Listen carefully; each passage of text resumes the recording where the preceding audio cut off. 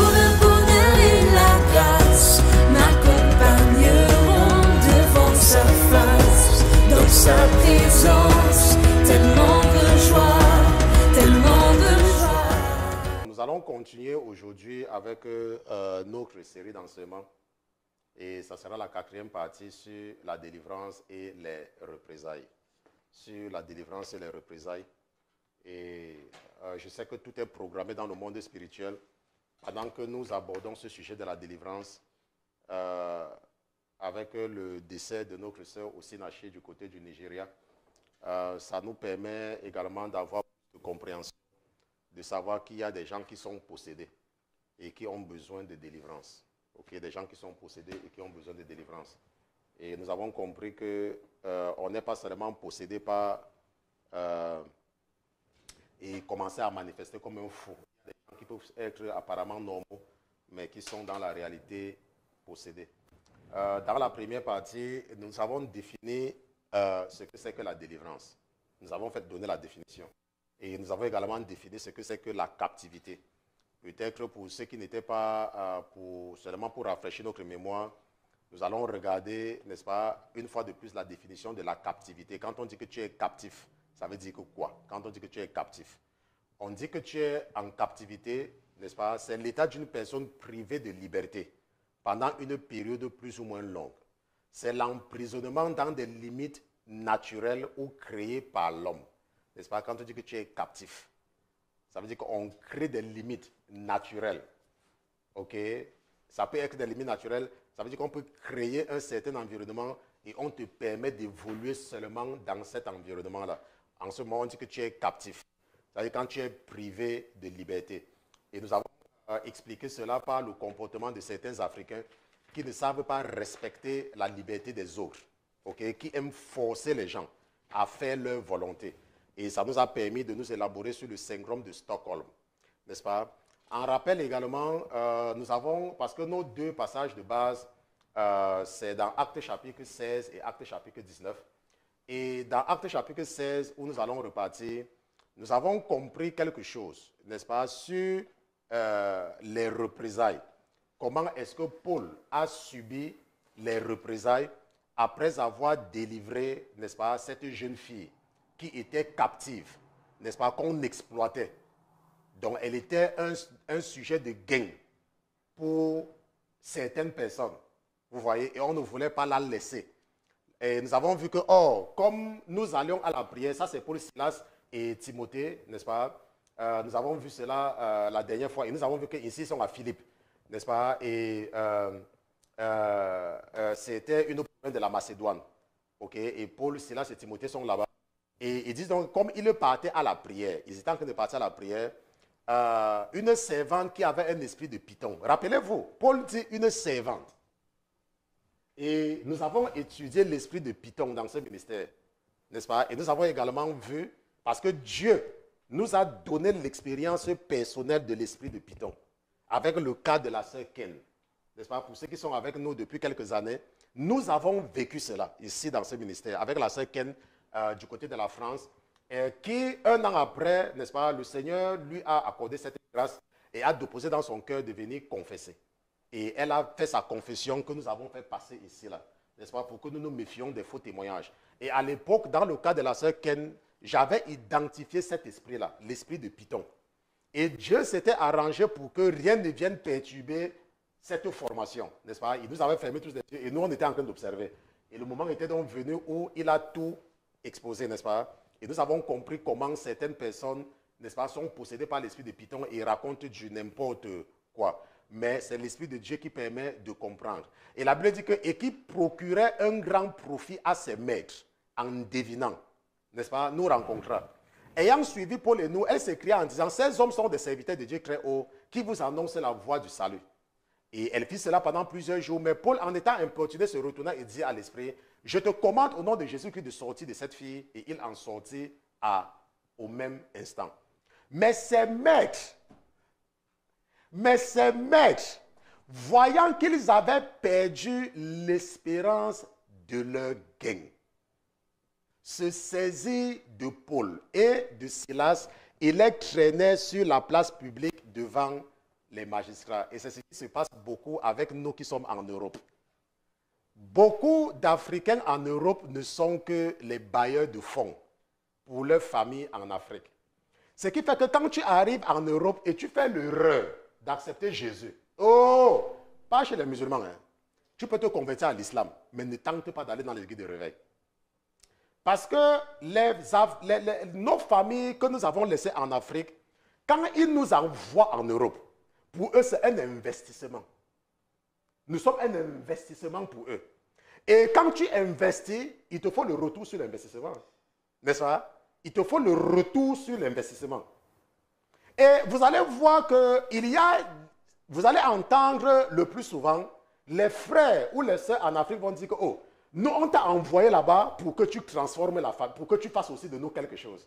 Vous voyez? Donc, beaucoup de personnes qui sont en Europe, en Suisse, en Belgique, en Allemagne, aux États-Unis ou au Canada, en réalité, ce sont comme des bailleurs de fonds. Ce sont comme, n'est-ce pas, les objets pour produire pour certaines personnes.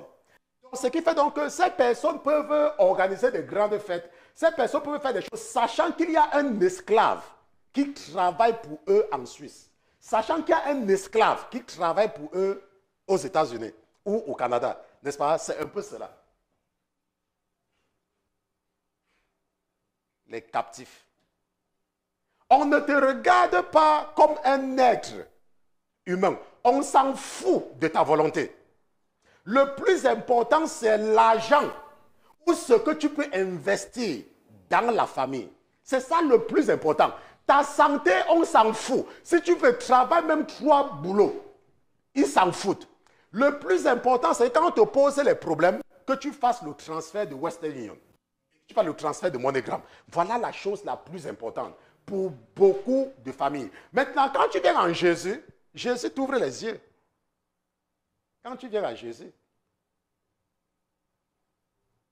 Donc, nous avons donc compris, c'était un rappel que nous étions en train de faire, et nous allons continuer aujourd'hui à partir du verset 8, n'est-ce pas, dans Jean chapitre 9, nous allons partir au verset 8. Nous n'allons pas faire trop de rappels, sinon nous allons rester dans les rappels. Jean chapitre 9, partons au verset 8. Là où le Seigneur délivre un aveugle de naissance. N'est-ce pas? Et nous avons vu qu'il a été délivré. Et le verset 8 dit que, oh, les voisins de ceux qui avaient vu auparavant qu'il était aveugle disaient, n'est-ce pas là celui qui se tenait assis et qui demandait l'aumône? Et la Bible dit que les uns disaient, c'est lui. D'autres, il lui ressemble. Lui disait, c'est moi-même.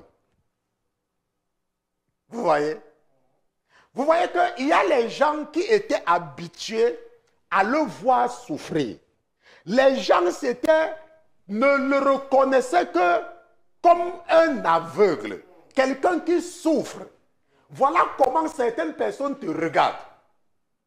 Voilà comment parfois tu peux être en train de vivre dans une chambre chez les Blancs, ou alors tu partages une chambre avec 6 personnes. Mais tu es en train de construire un duplex en Afrique. Maintenant, pendant que moi, je te vois comme un aveugle, les autres te voient comme un pourvoyeur. Les autres te voient comme quelqu'un qui est là pour changer leur vie. Rappelez-vous, la Bible nous dit quelque chose, que nous ne sommes pas redevables à la chair. Nous ne sommes pas redevables à la chair. C'est ce que la Bible nous dit. La Bible dit que nous ne sommes pas redevables à la chair. Je ne sais pas, peut-être pour ceux qui n'ont pas, nous avons gêné une fois par rapport à cela et nous allons aller ensemble encore là-bas. Ok, allons un peu ensemble dans le passage, j'espère que ça va venir rapidement. Romains, chapitre 8, verset 12, et nous allons revenir dans Jean, chapitre 9, verset 11. Allons un peu dans Romains, chapitre 8. Parce qu'il y a certains qui ne comprennent pas ce que la Bible dit. Romains chapitre 8, verset 12. Ok. Voilà ce que la Bible dit. Ok. La Bible dit que ainsi donc, frères, nous ne sommes point redevables à la chair pour vivre selon la chair. Je ne sais pas si vous comprenez.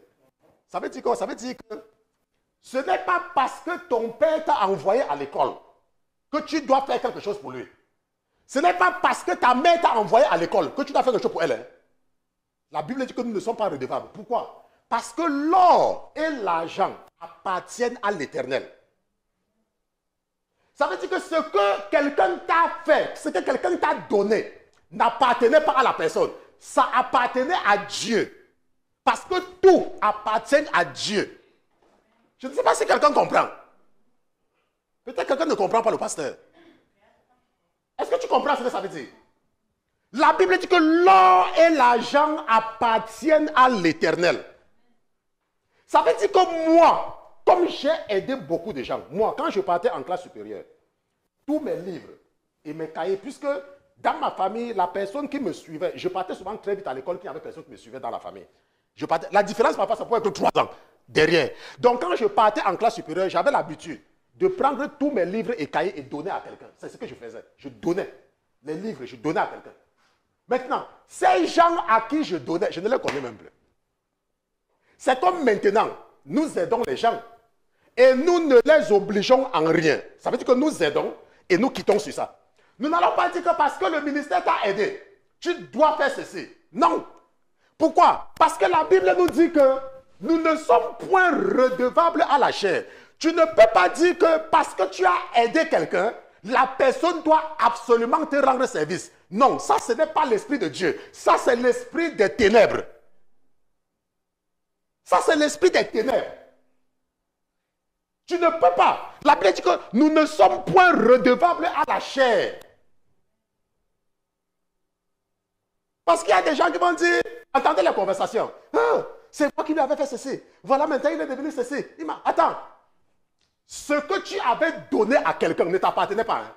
C'est Dieu qui t'avait donné de bénir quelqu'un. Parce que tout appartient à Dieu. Je ne sais pas si quelqu'un comprend ce que le pasteur vient de dire.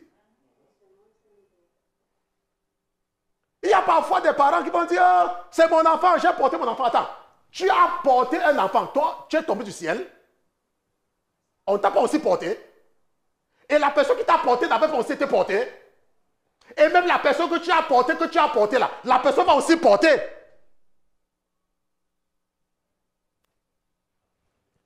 Jean chapitre 9, verset 11. Donc retournons dans Jean chapitre 9. Allons au verset 11, là où on était. Maintenant, le verset 12 dit que il lui dit, où est cet homme? Et il dit, je ne sais. Jésus lui a ouvert les yeux, mais il ne connaît pas Jésus.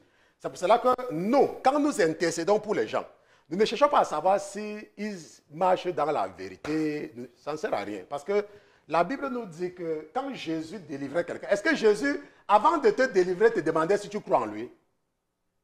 Tu venais avec tes problèmes à Jésus et Jésus te demandait qu'est-ce que tu veux que je fasse pour toi. C'est ce que Jésus demandait. Que veux-tu que je fasse pour toi? Le centurion est venu dire, Seigneur, je ne suis pas digne que tu entres dans ma maison. Dis seulement une parole et ma fille sera guérie. Je ne suis même pas digne que tu entres chez moi parce que je suis un pécheur.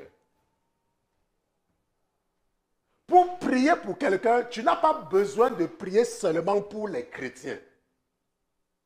On se comprend? La Bible dit qu'ils amenaient aux pharisiens celui qui avait été aveugle. Or, c'était le jour du sabbat que Jésus avait fait de la boue et lui avait ouvert les yeux. C'était le jour du sabbat. Et la Bible dit que les pharisiens lui demandaient donc aussi comment il avait recouvré la vue. Et il leur dit, il m'a mis de la boue sur les yeux, je me suis lavé et je vois. Et le verset 7 dit que alors, quelques-uns des pharisiens disaient, cet homme n'est point de Dieu puisqu'il ne garde pas le sabbat. D'autres disaient, comment un homme méchant peut-il faire de tels miracles? Et ils étaient divisés entre eux, n'est-ce pas?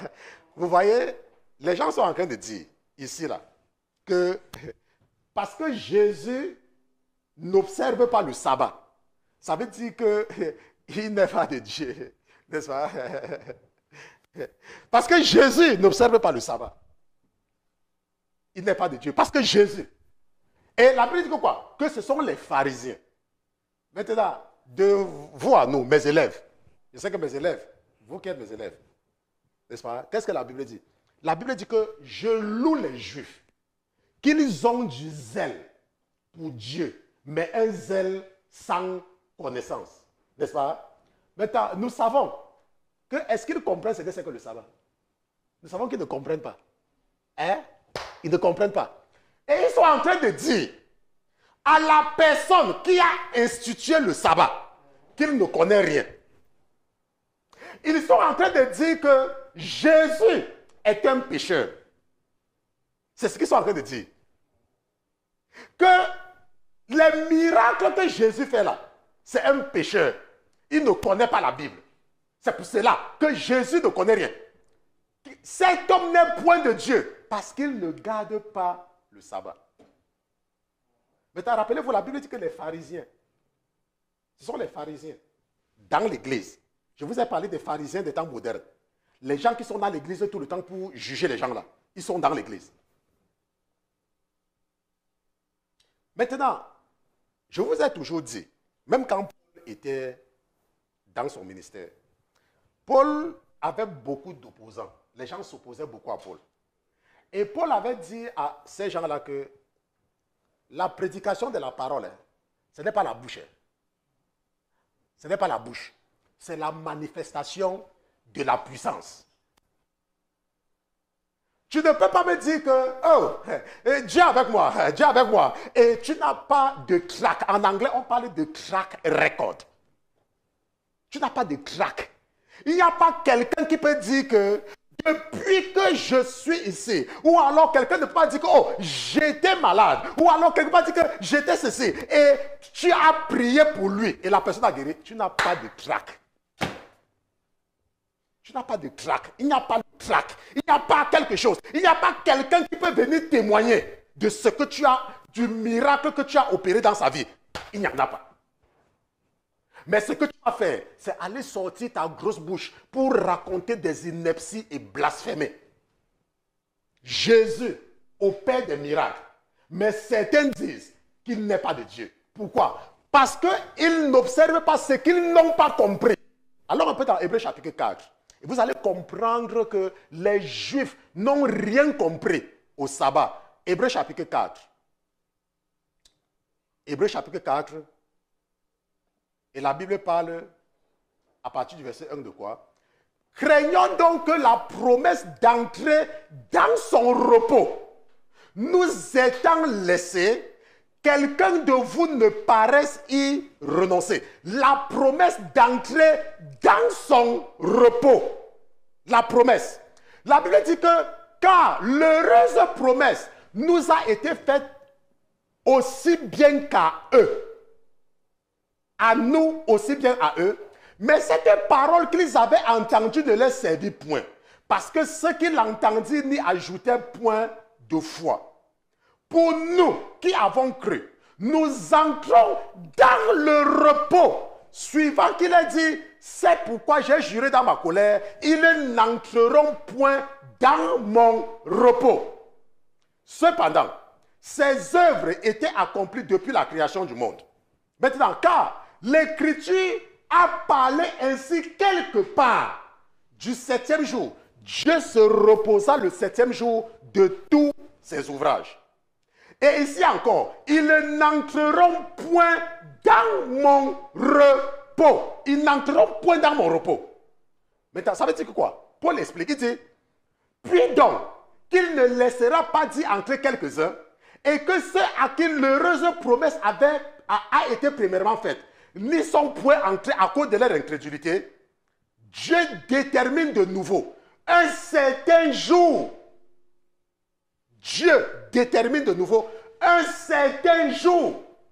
Par ce mot, aujourd'hui, 10 ans par David. David est venu après. Il dit 10 ans par David, si longtemps après. Comme il a dit plus haut, aujourd'hui, si vous entendez sa voix, n'endurcissez point vos cœurs. Car si Josué, les eut introduits dans le repos, parce que Josué vient avant David. Dieu ne parlerait pas à David après d'un autre jour, parce que Dieu dit à David, n'est-ce pas? Maintenant, il reste donc au peuple de Dieu un repos de sabbat. Il reste au peuple de Dieu. Maintenant, comment est-ce que Dieu veut que nous comprenions ce repos dont il est question? Il a donc imposé aux Juifs d'observer un certain jour maintenant. Mais ce n'est pas le repos véritable dont il est question. Pour que nous puissions comprendre le repos qu'il est question, ce sabbat-là, qu'il vient, ça vient. C'est pour ça que nous les chrétiens, nous on ne s'embrouille pas avec le sabbat. Parce que quoi? Parce que Jésus a dit, venez à moi, vous tous qui êtes fatigués et chargés, et je vous accorderai du repos. Le repos, c'est en Jésus. Jésus est le repos. Donc quand Jésus opère des miracles, les gens qui n'ont rien compris se focalisent sur la loi. Ils se focalisent sur la loi, alors qu'ils n'ont rien compris. Retournons dans Jean chapitre 9. Parce que c'est là-bas que nous sommes. Et c'est là-bas que nous sommes en train de continuer. C'était au verset 16. N'est-ce pas? On était au verset 16. Je n'ai pas oublié là où on était au verset 16. Maintenant, il dit de nouveau à l'aveugle, et toi, que dis-tu de lui? De ce qu'il t'a ouvert les yeux. Et il répondit, c'est un prophète. Vous savez ce qui se passe ici là? Ce qui se passe ici, c'est une réalité. C'est une réalité. Vous savez qu'il y a des gens qui ont des expériences surnaturelles. Il y a des gens. Par la grâce, Dieu les amène visiter l'enfer. Par la grâce, Dieu les amène visiter le paradis. Par la grâce, ils marchent. Le Saint-Esprit leur dit, tourne-toi, impose les mains à telle personne. Et la personne guérit. C'est un miracle, n'est-ce pas? Par la grâce. Par la grâce, ils accomplissent certaines choses de façon spontanée, du jour au lendemain.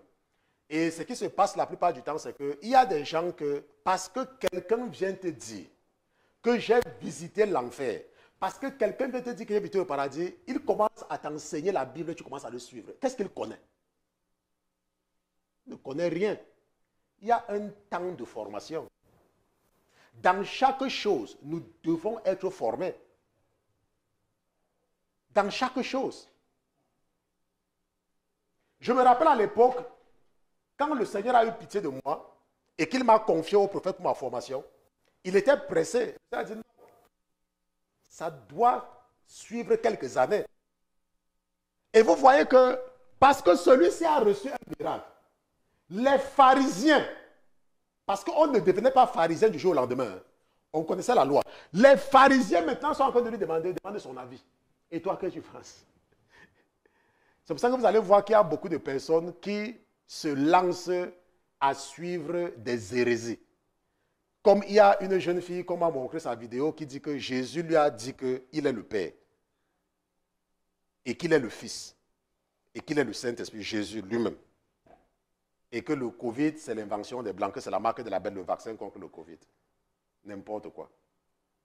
Il s'est passé là, même passé même son CP ou bien son BPC. Et il l'interrogeait en disant, nous sommes au verset 19, en disant, est-ce là votre fils? Parce qu'ils vont faire bénir ses parents. Retournons là où on dit cela.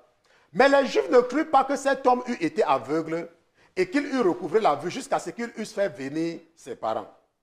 Et ils les interrogeaient en disant, est-ce là votre fils? Que vous dites être né aveugle, comment donc voit-il maintenant? Comment donc voit-il maintenant? Ses parents répondirent, nous savons que c'est notre fils et qu'il est né aveugle. Mais nous ne savons pas comment il voit maintenant. Et nous ignorons qu'il lui a ouvert les yeux. Il a de l'âge. Interrogez-le. Il le parlera lui-même de ce qui le concerne. Vous savez pourquoi les gens qui comprennent la Bible? Parce que ce sont les choses que moi je vis. quelqu'un a des problèmes. Quelqu'un est déjà âgé et la personne a des problèmes. Et tu penses que tu vas parler à la place de la personne. Je ne sais pas comment certaines personnes sont. Un jour, je suis parti à l'église. Quand j'étais encore chez les Mariens. Vous savez que chez les Mariens, on célèbre la journée de la famille. La famille, pour ceux que les anciens Mariens, il y a un dimanche de la famille où le prêtre doit faire le sermon sur la famille. Et j'étais donc, quand je partais encore chez les Mariens, j'ai assisté à la messe et on a lu première lecture. Parce que je m'étais rendu compte chez les Mariens qu'il n'y avait aucun rapport entre la première lecture, la deuxième lecture et la troisième lecture et le sermon. Je ne sais pas si quelqu'un... Bon, lui n'est jamais parti chez les Mariens. Donc, pour ceux qui ont été chez les Mariens, moi, il n'y a pas de lien. Hein. Première lecture, quelqu'un vient. Oh, il est. Après, on dit deuxième lecture. On chante c'est quoi là? Après, on prononce les choses. J'ai oublié même ces histoires-là. On lit un passage qui n'a pas de rapport. Hein. Après, maintenant, il y a maintenant troisième lecture. Là où on a fait toutes les cérémonies. Et à la fin de la troisième lecture, il y a maintenant un alcoolique qui va venir là-bas avec une croix ou bien alors avec un gros bâton. Et puis maintenant, il va apporter, si c'est la gandoura, n'est-ce pas? Je ne sais pas comment on appelle la soutane. Et il va commencer à faire le sermon. Maintenant, quand le Seigneur a commencé à m'appeler, quand le Seigneur a commencé à travailler en moi, quand je partais chez eux, puisque moi, je lisais déjà la Bible, n'est-ce pas? Et j'avais le missel, le livre de messe, qu'on met toujours à côté là, n'est-ce pas? C'est la missel, n'importe quoi. Donc, je prenais le soin d'ouvrir. Parce que quand on regarde ça, on dit à un endroit où c'est la première lecture, ou bien le dimanche de 6 et ainsi de suite. Et j'attendais que le prêtre parle de ce que nous avons lu. Il n'y avait pas de rapport. Il n'y avait aucun rapport.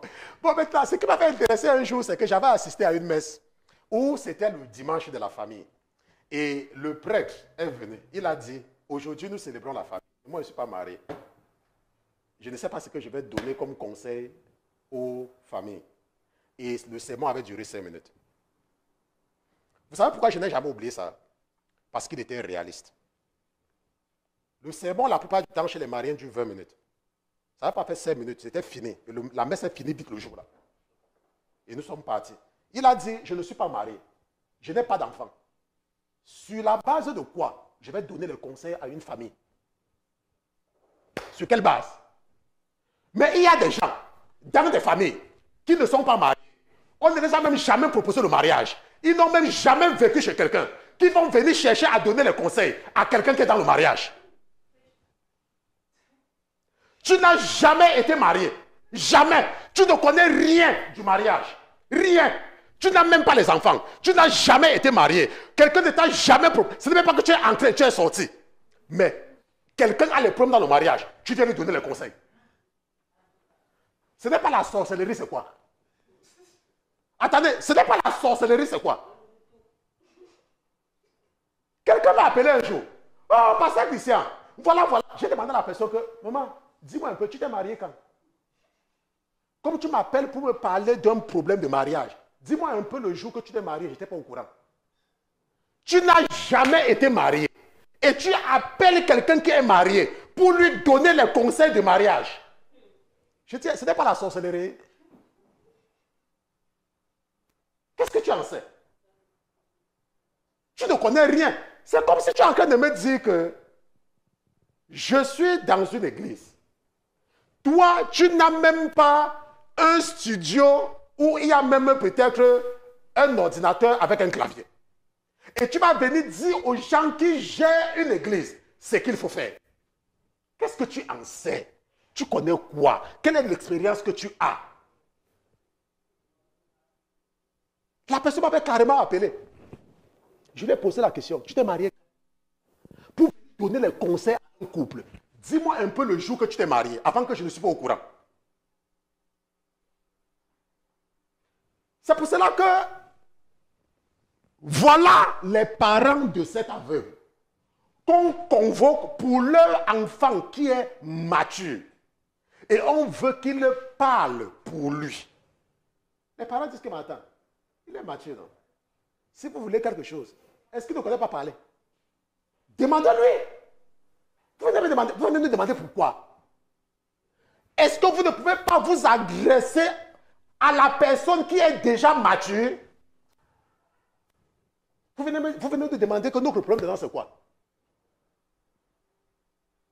Lorsque les enfants d'Israël arrivent dans le désert de Kadès, dans la plaine de Moab, et qu'ils méprisent la promesse, qu'est-ce que Dieu dit? Dieu dit que parce qu'ils m'ont méprisé, parce que j'ai dit que je vais leur donner, mais ils m'ont méprisé. Ils ont dit que nous sommes petits à leurs yeux, qu'ils vont nous avaler, ils vont nous détruire avec nos enfants. Dieu dit qu'ils m'ont méprisé. Il a dit que quoi?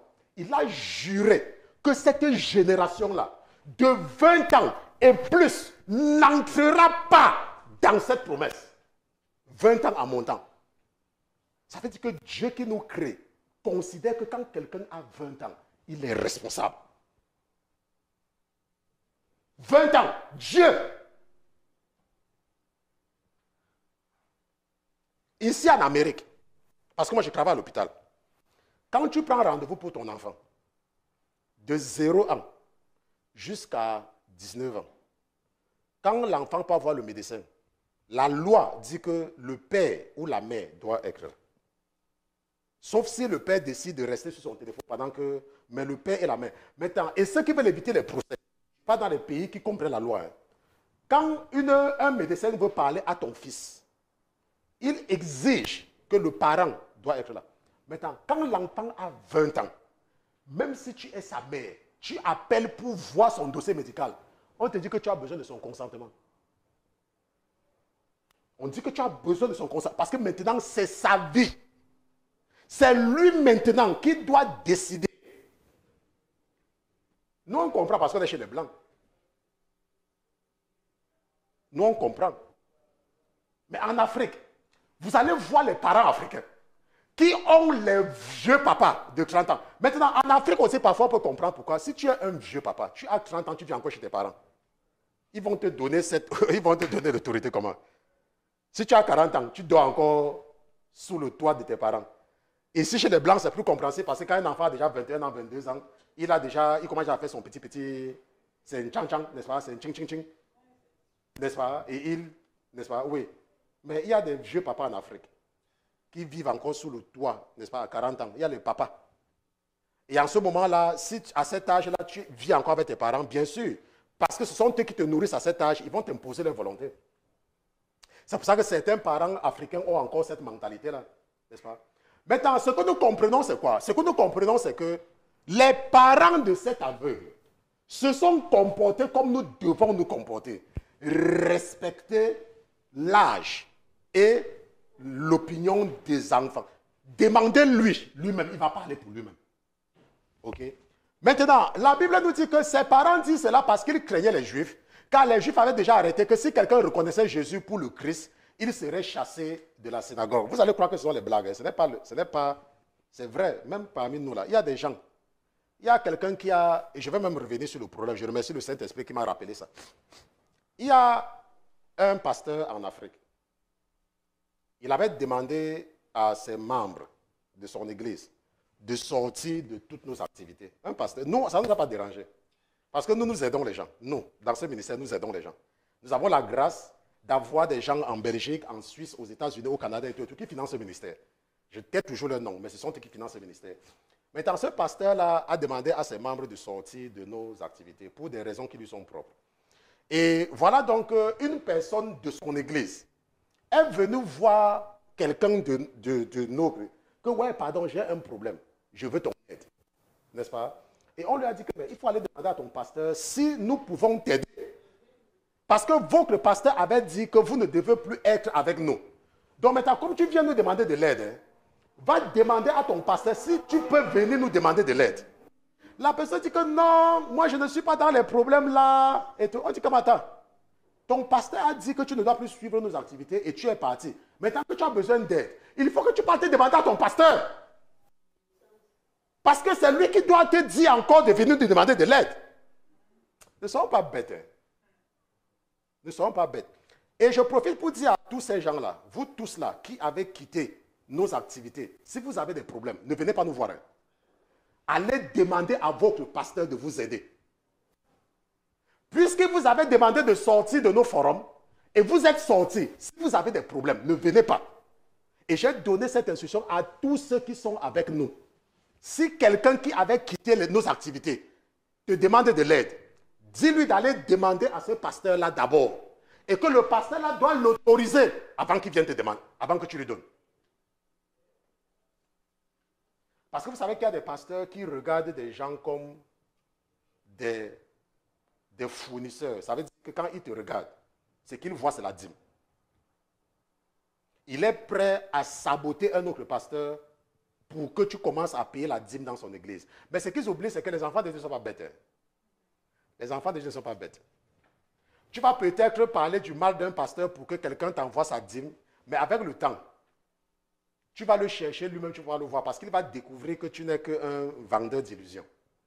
Ok, je profitais seulement, c'était une parenthèse. Maintenant, qu'est-ce que le verset 23 dit? C'est pour cela que ses parents répondirent, il a de l'âge, interrogez-le. Et c'est ça que nous devons avoir comme attitude, n'est-ce pas? Et la Bible dit qu'ils appelaient donc pour la seconde fois l'homme qui avait été aveugle et lui dit, donne gloire à Dieu, nous savons que cet homme est un pécheur. Il répondit l'aveugle, je ne sais pas si c'est un pécheur, mais je sais une chose, c'est que j'étais aveugle et maintenant je vois. Oh, j'aime le passage, c'est là. Je dis que j'aime le passage. Il dit, moi, je ne sais pas. Mais ce que je sais, c'est que j'étais aveugle. Et maintenant, je vois. J'étais aveugle. Et maintenant, je vois. Et j'étais aveugle.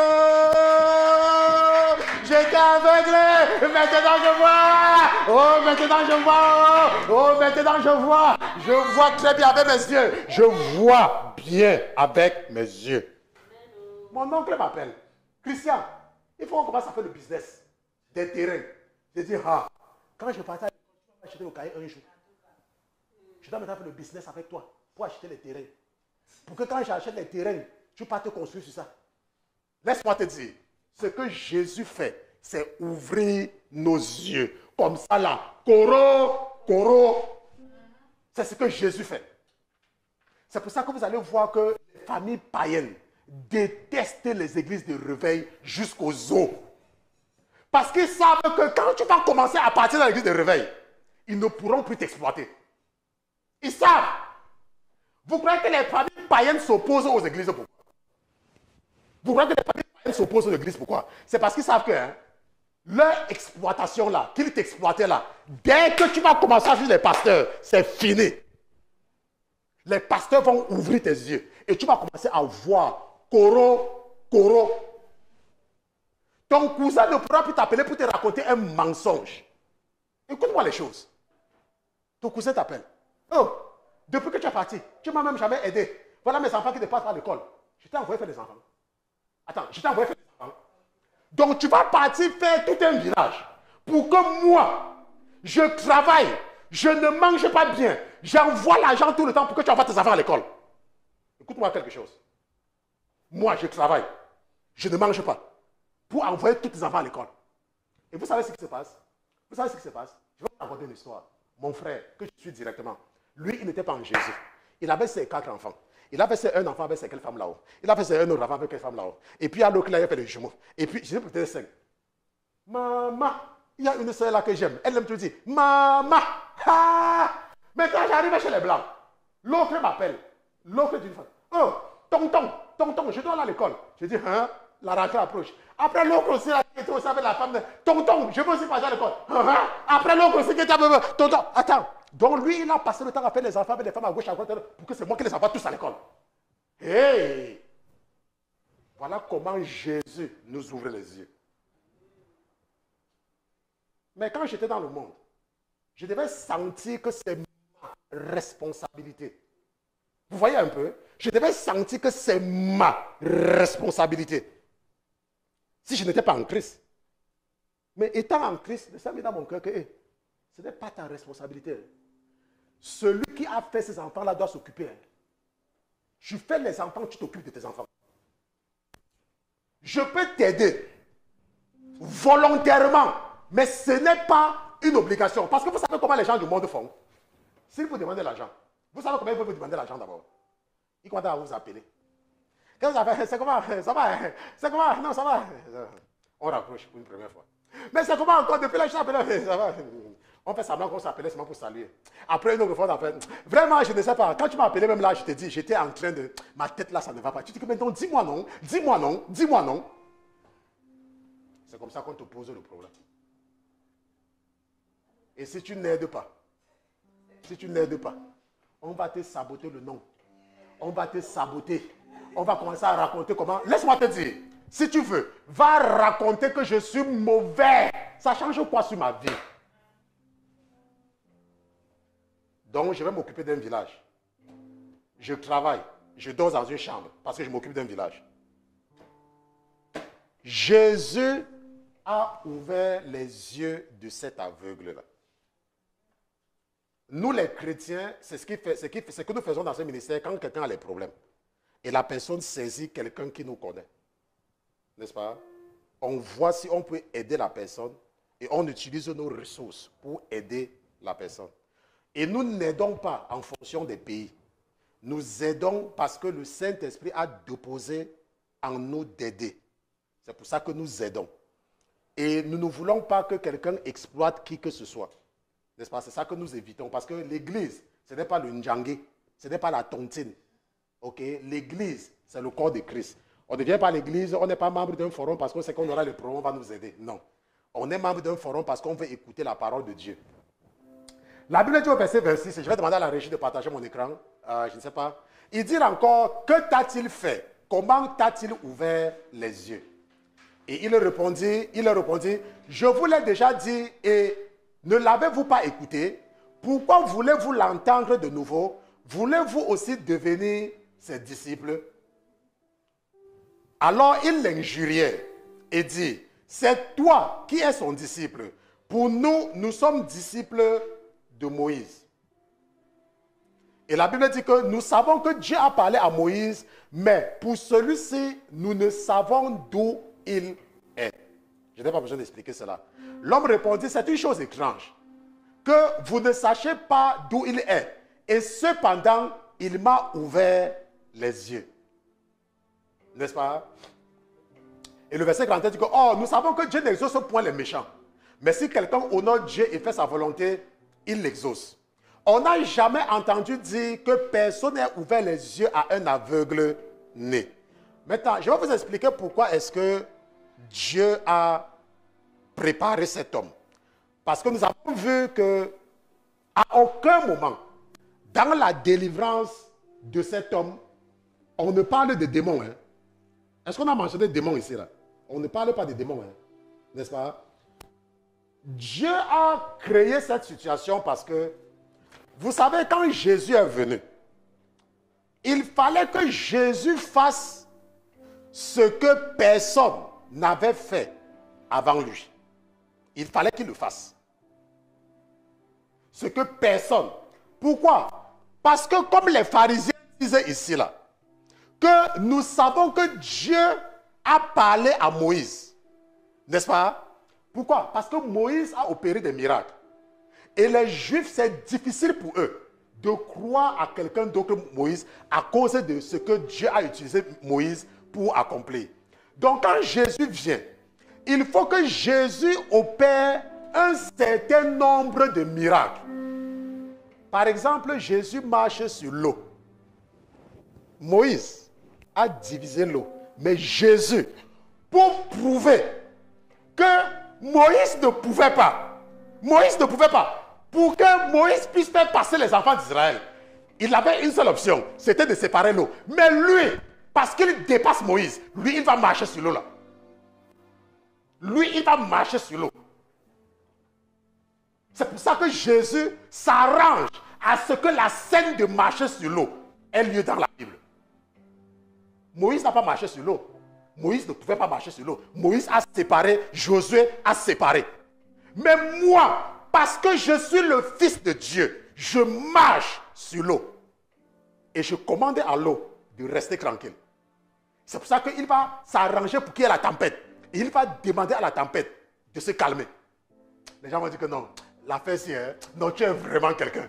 Non, toi là, tu es vraiment quelqu'un. Toi là, tu es vraiment quelqu'un. Même les tempêtes, même la tempête écoute. Maintenant, prenons un peu le cas de la veuve de Sarepta, que nous voyons dans 1 Roi chapitre 17. La Bible nous dit que Dieu avait dit à Élie que va à Sarepta. J'ai préparé le cœur d'une veuve de s'occuper de toi. Donc l'affaire là, quand je lis la partie là, je suis content. Quand je lis 1 Roi chapitre 17, oh, Dieu dit que j'ai préparé le cœur. J'ai préparé. Il dit, j'ai préparé le cœur d'une veuve. Il a préparé qu'elle doit s'occuper de toi. Il y a les gens qui ne comprennent pas. Quelqu'un m'a appelé un jour. Il m'a dit, oh pasteur, toi là, tu as fait comme ça ma fille. Tu as attaché mon fils. Laisse-moi te dire, tu ne comprends rien. Tu ne comprends rien. Dieu peut préparer le cœur de quelqu'un. Il dit, j'ai préparé le cœur. Maintenant, cette femme-là, elle n'avait rien à manger. Elle a dit au prophète quoi? Que voilà tout ce qui me reste. Dès qu'on mange, on meurt. Élie a dit que quoi? Élie a dit que mourir, mais faites d'abord ça là. Vous me donnez d'abord. Je mange. Et parce que Dieu avait préparé son cœur. Parce que Dieu avait préparé son cœur. Oh, Dieu avait préparé le cœur. Elle a oublié son cas. Elle a d'abord fait pour l'homme de Dieu. Il y a les gens. Vous pouvez dormir affamé. Mais vous allez vous assurer que ce ministère est debout. Pas parce que vous voulez. Hein. C'est parce que c'est pour ça que Dieu vous a créé. Dieu vous a créé pour ça. Ils ont fait le bruit derrière. Ils croyaient qu'on ne devait plus exister. Laissez-moi vous dire. Je ne parle pas l'autre là. Gardons l'autre là, on dit que secret, secret. Secret, secret. Maintenant, si nous regardons la femme sunamite, avec le cas d'Élisée, qu'est-ce qui se passe? Cette femme n'avait pas d'enfant. Et Élisée va lui demander, qu'est-ce que tu veux? La bonne madame restait à la porte. Géhazi pas dit, viens. La bonne madame est venue et restait à la porte. Hey! La bonne madame, l'homme de Dieu, le prophète, parce que c'est toi qui l'héberge, parce que c'est toi qui lui fais la note. Elle est restée, la bonne madame est restée devant la porte. Elle était restée devant la porte. Et le prophète a dit que, ok, l'année prochaine, tu vas accoucher. Dieu, lui, pour le prophète, ce n'était pas un problème pour lui. Hein. Mais Dieu a vu son attitude, son arrogance. Il a dit, ok, je vais te faire rire et je vais te faire pleurer. Comme tu ne veux pas respecter mon serviteur, je vais te faire rire, mais je vais te faire pleurer. Mais ça n'a pas l'enfant. La bonne madame, son enfant est devenu gros. Elle était même contente. C'est sûr que même les villageois de là-bas étaient contents. Hey, même toi, jusqu'à là accoucher. Tu as dit, ok, comme tu n'es pas mon serviteur là, l'enfant là, tu vas voir. La Bible dit que l'enfant a eu mal à la tête. Et en quelques heures, l'enfant est parti. Parce que Dieu voulait lui donner une leçon. Elle a dit à son mari, tu sais, je sais que Dieu a mis dans mon cœur de m'occuper du disciple là, mais ce n'est que lui qui a la solution. Jusqu'à ce qu'elle a compris. La Bible dit qu'elle avait pris son âne. Elle a dit à son serviteur, attache-moi cet âne-là, attache-moi cet âne. Elle a vu l'homme de Dieu. Elle s'est mise à genoux. Mon fils, Dieu a dit, c'est comme ça que tu dois traiter mon serviteur. Elle se met à l'arrogance. L'arrogance. Jusqu'à ce qu'elle s'est agenouée. Et Dieu a ressuscité l'enfant là. Respectez les hommes de Dieu. Un homme de Dieu n'est pas quelqu'un d'ordinaire. Hein. Parce qu'il y a des gens qui parlent aux hommes de Dieu n'importe comment. N'importe comment. Va demander à la femme sunamite. Va lui dire si elle savait un jour qu'elle devait se mettre à genoux. Parce qu'elle disait que comme j'ai fait, comme je prépare, comme c'est moi qui lui donne à manger, quand il monte, il part faire ses croisades et il revient, je suis son égal. Dieu a dans son cœur l'amour d'un enfant. C'est sûr qu'elle n'avait pas d'enfant, ça ne la dérangeait pas. Maintenant, nous voyons le cas de cet homme qui est ressuscité parce qu'on a jeté son corps sur la tombe du prophète, n'est-ce pas? Vous vous rappelez? On partait l'enterrer. Et là, une bande de voyous est venue ont eu peur, on a jeté son corps. Et il s'est réveillé, n'est-ce pas? Donc, ça c'est un cas de résurrection. Voyons dans le Nouveau Testament, le fils de la veuve de Naïn, cette femme qui avait un seul enfant, et son enfant est mort. Son mari n'était plus là. Qu'est-ce qui s'est passé? Il a recouvert la veuve quand les disciples sont partis prier pour elle, n'est-ce pas? Maintenant. Et nous voyons le cas de Lazare. Dieu crée le cas de Lazare. C'est parce que, comme je vous ai expliqué, il y avait déjà les gens qui avaient opéré les résurrections. Mais ces personnes décédées étaient décédées pour quelques jours. Il fallait maintenant que Jésus, pour prouver que c'est lui qui est le Fils de Dieu et qu'il dépasse tous ceux qui sont venus avant lui, il fallait qu'il crée une situation pour démontrer cela. Laisse-moi te dire, c'est pour cela que quand Marthe et Marie vont envoyer qu'on l'appelle, même comme ils partaient toujours manger la tchéké avec la sauce graine ou avec n'importe quoi chez eux là, il va rester, il va dire que j'arrive. Il va dire que j'arrive. Et Jésus va donc opérer, n'est-ce pas, avec le cas de Lazare, un miracle que personne d'autre n'avait fait avant lui. La seule raison. Parce que quoi? Parce que Jésus est le Fils de Dieu. La Bible dit, et nous allons lire ça ensemble. Nous allons lire ça ensemble quand il rencontre Jésus.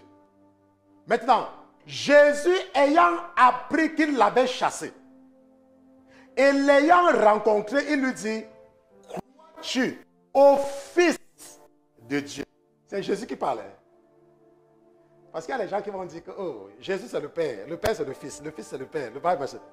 Jésus c'est le Fils de Dieu. Maintenant, je vais vous expliquer pourquoi le monde des ténèbres veut confondre les enfants de Dieu pour dire que Jésus c'est le Père, n'est-ce pas? Maintenant, regardez pourquoi, vous allez comprendre pourquoi, je vais vous expliquer pourquoi. Il y a un vent de doctrine qui veulent imposer, veulent faire croire aux gens que Jésus c'est le Père pour annuler tout ce que Jésus est venu faire. Maintenant, la Bible nous dit que Adam, mon ordinateur, vous partagez le grand écran, j'espère. La Bible dit qu'Adam a péché. Et à cause du péché d'Adam, Dieu l'a chassé de sa présence, n'est-ce pas? Et maintenant, il fallait quelque chose pour réconcilier l'homme qui a péché à Dieu, n'est-ce pas, qui est invisible. Il fallait quelque chose pour la réconciliation. Et la Bible dit donc que si quelqu'un pêche, dans le livre de la loi, il doit offrir un sacrifice. Pour expier, il doit offrir un sacrifice. Et nous apprenons dans la Bible donc que Jésus va se porter garant. Il va dire que moi, la Bible dit que personne n'avait été trouvé dire, lui le Fils de Dieu, il va décider de s'offrir en sacrifice. Donc quand Jésus vient, Jésus est donc ce sacrifice-là qui est comme Isaac. Parce que Dieu avait demandé à Abraham que donne-moi ton fils unique pour nous montrer à quel point ça coûte cher que quelqu'un a un seul fils et il sacrifie. Et Dieu donc veut nous prouver cet amour-là. La Bible dit que Dieu fait éclater son amour envers nous. Par le fait que lorsque nous étions encore des pécheurs, Jésus est mort pour nous. Dieu fait éclater son amour. N'est-ce pas? Donc, quand Jésus vient dans le monde de façon immaculée, en passant par une vierge, sans tache. Ce n'est pas le fils d'un homme. Il entre. Maintenant, comment est-ce qu'il nous aide à comprendre? Parce qu'il l'a fait avant. Il vient donc entrer. Jésus vient au monde comme un enfant. Le Fils de Dieu, il vient. Ce n'est pas Dieu. Pourquoi? Parce que quand Jésus meurt, si c'est Dieu qui était mort, qui l'a donc ressuscité des morts? Lui-même qui était mort, c'est ressuscité des morts. Puisque vous savez qu'il est mort 3 jours, qui l'a ressuscité? Quand il dit à la croix, mon Père, pourquoi tu m'as abandonné? Il parle à lui-même. Donc il s'est abandonné lui-même. Et on dit que Jésus est ressuscité. Qui l'a ressuscité? Et maintenant, qu'est-ce qui paye donc? On donne donc le sacrifice à qui pour expier quoi? Si Dieu se donne lui-même en sacrifice pour expier, ça n'a aucun sens. Ça n'a absolument aucun sens. C'est pour cela que vous allez voir qu'il y a une certaine doctrine hérétique pour vous amener à ne pas comprendre le sacrifice de réconciliation. La Bible dit que Jésus est la victime propitiatoire, offert en propitiation pour nos péchés. Jésus dit ici là, que crois-tu au Fils de Dieu? Et il répondit, qui est-il, Seigneur, afin que je croie en lui? Et Jésus dit, tu l'as vu, c'est lui-même qui te parle. Le Fils de Dieu. C'est lui le Fils, c'est lui l'agneau de Dieu qui a été immolé. C'est lui Isaac, c'est lui Abel. Parce que Dieu dit, la voix de ton frère crie depuis vengeance. C'est que quand tu pêches, laisse-moi te dire, et que tu es en Jésus, Dieu ne peut pas t'ignorer. Parce que Dieu ne te voit pas, Dieu voit Jésus. Parce que nous sommes en Jésus. C'est pour cela que quand tu es un chrétien, quand tu donnes ta vie à Jésus, et tu commences à comprendre seulement un peu, la première chose que tu dois faire, la priorité après ta conversion, c'est de te faire baptiser. Afin de mourir en Christ. Le baptême. Le baptême, c'est la première chose que tu dois faire quand tu viens à Jésus. Le baptême. Mais je vais voir, il y a les chrétiens. Tu as donné ta vie à Jésus quand? Ça fait 2 ans. Tu es baptisé? Non. 2 ans, tu es en Jésus, tu n'es pas baptisé. 1 an, tu es en Jésus, tu n'es pas baptisé. Le baptême, c'est la première chose. Dès que tu viens à Jésus, laisse-moi te dire, il y a une femme que je connais, quand elle est venue à Jésus, son corps démangeait. Elle voulait seulement se baptiser. Sa famille s'est élevée contre elle. Tout le monde s'est élevé contre elle. Mais son corps était que je dois me baptiser. Parce que quoi? Parce que quand Dieu, il va mettre dans toi que tu dois absolument te baptiser. Et les ténèbres vont s'opposer à ton baptême. Laisse-moi dire, si tu as un appel et que tu veux te faire baptiser, tu viens voir quelque chose. Viens voir seulement quelque chose. Comment les ténèbres vont s'opposer à toi. Parce que ce n'est pas le baptême. La Bible dit que ce n'est pas le baptême. Lorsque Jésus rencontre Paul sur le chemin de Damas, Jésus dit à Paul, va, on te dira ce que tu dois faire. Et là, au même moment, Jésus n'a pas dit à Ananias, Ananias, lève-toi et va à la rue, dis la droite, il y a un certain Saul de Tarse, fais ceci. Qu'est-ce qu'Ananias dit? Il dit, Paul, le Dieu que tu as rencontré, Jésus que tu as rencontré là, m'a envoyé vers toi. Et il m'a dit de venir t'imposer les mains. La Bible dit qu'il a imposé les mains, il a commencé à voir. Et qu'est-ce qu'il a fait immédiatement après? Et il fut baptisé.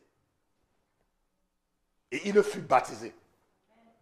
Dès que Paul, il fut baptisé, la Bible dit que, est-ce que vous avez cru? Est-ce que vous avez été baptisé? Il y a des gens. Tu as essayé Jésus quand? Depuis 2012, tu es baptisé? Non, pasteur. Pourquoi? Oh, je ne sais pas comment je vais me baptiser. Laisse-moi te dire, le fait que quelqu'un t'a baptisé, ou t'es baptisé, ne veut pas dire que tu es l'esclave de la personne. J'entends un certain langage de plus en plus dans le monde, parmi les chrétiens qui ne lisent même pas la Bible. Oh, c'est le pasteur là qui m'avait baptisé, donc je dois faire ce qu'il me dit de faire. Hein? Nous sommes libres en Jésus. Tu n'as d'obligation. C'est pour ça que nous sommes revenus dans Romains. Nous ne sommes pas redevables à la chair. Donc le maire qui a fait ton acte de naissance, tu le connais?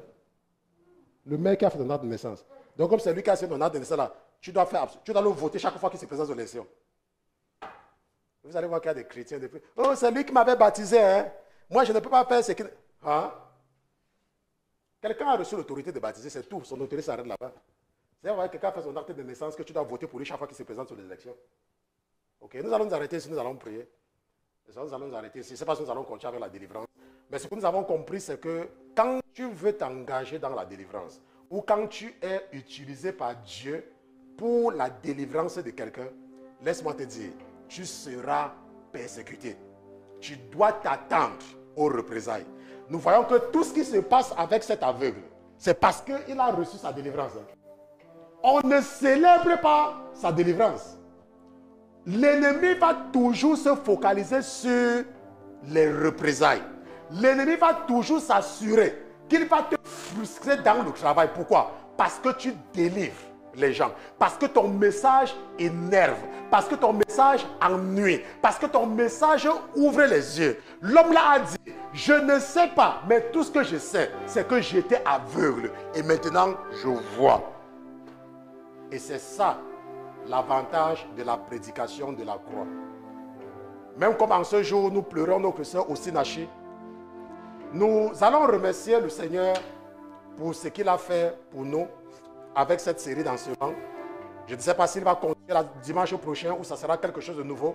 Mais nous allons nous lever, nous allons prier et nous allons remercier le Saint-Esprit pour le message. Tu vas... Allez.